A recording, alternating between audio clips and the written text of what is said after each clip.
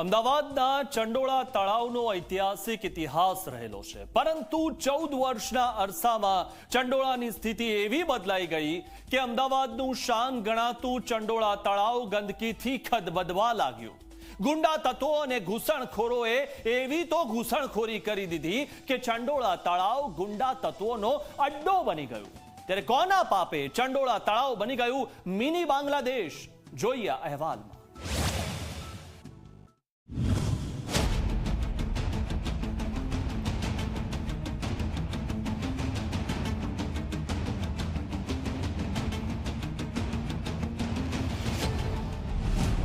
ચંડોળા તળાવ ક્લીન કરવા mega operation.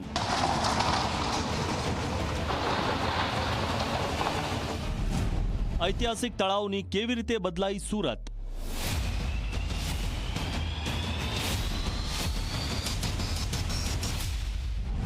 કોના પાપે ચંડોળા બન્યું મિની બાંગ્લાદેશ? અમદાવાદનું ચંડોળા તળાવ ટોક ઓફ ધ ટાઉન બન્યું છે, કેમ કે દ્વારકામાંથી ગેરકાયદે દબાણોની સફાઈ કર્યા બાદ દાદાનું બુલડોઝર ચંડોળા તળાવ આસપાસના દબાણોની સફાઈ કરી રહ્યું છે। ચંડોળા તળાવ અમદાવાદમાં આવેલું એક ઐતિહાસિક તળાવ છે, જે શહેરના શાહલમ વિસ્તારમાં આવેલા આ તળાવનો ઇતિહાસ ઘણો પ્રાચીન અને સાંસ્કૃતિક રીતે મહત્વપૂર્ણ છે। ત્યારે ચંડોળામાં સરકારના એક્શનની કેમ જરૂર પડી તેની વાત કરીએ તો ચંડોળા તળાવ આસપાસ બાંગ્લાદેશી લોકોની ગેરકાયદે વસાહત વધી ગઈ હતી। બાંગ્લાદેશી સહિત બંગાળી મુસ્લિમોએ જમીન ગેરકાયદે પચાવી પાડી હતી। ધીમે ધીમે ગુનાખોરી વધતા માનવ તસ્કરી પણ થવા લાગી હતી। લગભગ તમામ લોકોને ખબર છે કે ચંડોળા તળાવ એક એવો વિસ્તાર બની ચૂક્યો હતો કે જ્યાં આગળ તમને થોડા સમય પછી તો એમ કે ત્યાં આગળ તમે જતા પણ ડરો। લગભગ ગુજરાતની ધરા પર જેટલા પણ ઇલીગલ કામ હોય એ તમે ગમે તે ગેરકાયદેસર પ્રવૃત્તિઓ ગણો, એ તમામ પ્રવૃત્તિઓ, ગુનાખોરીઓ ત્યાં આગળ અંદર અંજામ આપવામાં આવતી હતી। જ્યારે પણ કોઈ મોટો ગુનો બન્યો છે તો તેનું કનેક્શન ચંડોળા તળાવમાં રહેતી ઝૂંપડપટ્ટીની અંદરથી નીકળ્યું જ છે। એક સમય અમદાવાદની શાન કહેવાતું ચંડોળા તળાવ બાંગ્લાદેશી ઘૂસણખોરોનું સૌથી મોટું આશ્રય સ્થાન બની ગયું। તળાવનું જે ખરેખર મહત્વ હતું તેને ભૂસી નાખવાનો પ્રયાસ થયો। ગેરકાયદે જે દબાણો થયા તેના કારણે તળાવનું અસ્તિત્વ જોખમમાં આવી ગયું। માત્ર 14 વર્ષમાં જ ચંડોળા તળાવ અને તેની આસપાસના વિસ્તારમાં મોટા પાયે અતિક્રમણ થયું, જે ગેરકાયદે હતું। અમદાવાદના કાંકરિયા તળાવથી પણ મોટું અને એક ઐતિહાસિક ચંડોળા તળાવ કેવી રીતે ગેરકાયદે ઘૂસણખોરોની ચુંગાલમાં ફસાતું ગયું તેને ગ્રાફિક્સથી સમજવાનો પ્રયત્ન કરીએ। વર્ષ 2010માં ચંડોળા તળાવની જળસંગ્રહ ક્ષમતા 8.78 લાખ ચોરસ મીટર હતી, જે 2021માં જળસંગ્રહ ક્ષમતા ઘટીને 8.21 લાખ ચોરસ મીટર થઈ ગઈ। તો 2024માં જળસંગ્રહ ક્ષમતા ફરી ઘટીને 7.58 લાખ ચોરસ મીટર થઈ, એટલે કે 14 વર્ષમાં 1.25 લાખ ચોરસ મીટર જમીન પર દબાણ થયું।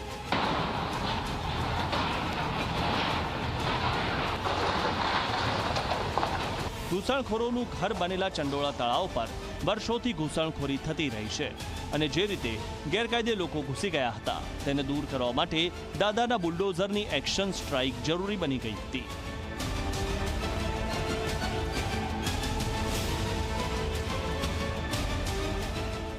ચંડોળા તળાવને મિની બાંગ્લાદેશ બનાવવામાં જો કોઈએ સૌથી મોટી ભૂમિકા ભજવી હોય તો તે છે લલ્લા બિહારી। બાંગ્લાદેશથી કોઈ ગેરકાયદે અમદાવાદ આવે તો તેને કહેવામાં આવતું કે બિહારી તુમ્હારા કામ કર દેગા, અને બિહારી એટલે જ આ લલ્લા બિહારી। આ એ જ નામ છે જેણે ચંડોળા તળાવને પોતાના બાપનું સમજી લીધું અને ધીમે ધીમે પોતાનું ગેરકાયદે સામ્રાજ્ય વધારતો ગયો। લલ્લા બિહારીની ક્રાઇમ કુંડળી પર નજર કરીએ તો લાલુભાઈ પઠાણ ઉર્ફે લલ્લા બિહારી મૂળ અજમેરનો રહેવાસી છે। 2 દાયકા પહેલા અમદાવાદ આવ્યો અને તેણે ચંડોળા વિસ્તારમાં પોતાનો વસવાટ શરૂ કર્યો। તેણે ચંડોળાના પૂર્વ ભાગમાં ધીમે ધીમે દબાણ શરૂ કર્યું। શરૂઆતમાં તેણે અહીંયા ગેરકાયદે રહેતા લોકોને પોતાના ટાર્ગેટ બનાવ્યા। પહેલા પાર્કિંગ, ગોડાઉન, નાના રૂમ બનાવીને ભાડે આપવાનું શરૂ કર્યું। ગેરકાયદે આવતા બાંગ્લાદેશીઓને આશ્રય આપવાનું શરૂ કર્યું। ગેરકાયદે ડોક્યુમેન્ટ ઊભા કરી ખોટા ભાડા કરાર પણ કર્યા।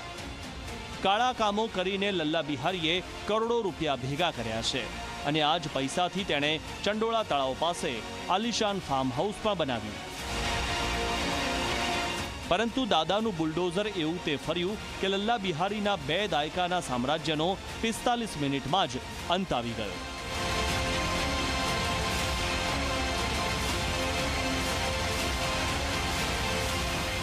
લલ્લુ કરીને એક લલ્લુ બિહારી નામથી ઓળખાય છે.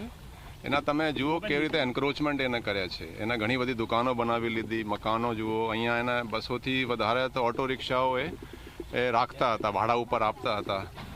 અને એની પાસે ઘોડા પણ અહીંયા મળ્યા છે.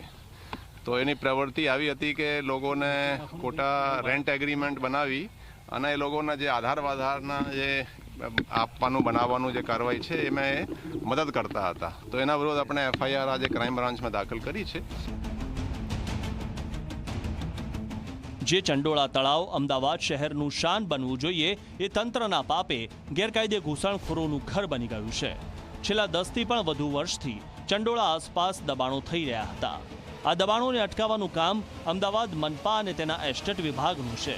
પણ જે રીતે આ ચંડોળા તળાવ આસપાસ દબાણો વધતા ગયા તેના પરથી લાગે છે કે તંત્ર પોતાનું કામ કરવામાં સદંતર નિષ્ફળ રહ્યું છે.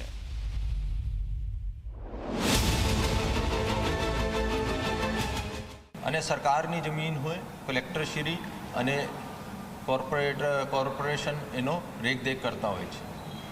અને એનો એક એસ્ટેટ ડિપાર્ટમેન્ટ હોય છે જેને આ જવાબદારી હોય છે કે એના ઉપર દબાણ ના થાય. પોલીસની જો જવાબદારી છે આ ખરેખર આ વિસ્તારમાં જ્યારે દબાણ દૂર કરવામાં આવ્યો હતો તો કોઈ લો એન્ડ ઓર્ડર ઊભા ના થાય, કોઈને ઈજા ના થાય, કોઈને કોઈ જાનહાનિનું નુકસાન ના થાય, એની ખાસ જવાબદારી પોલીસની.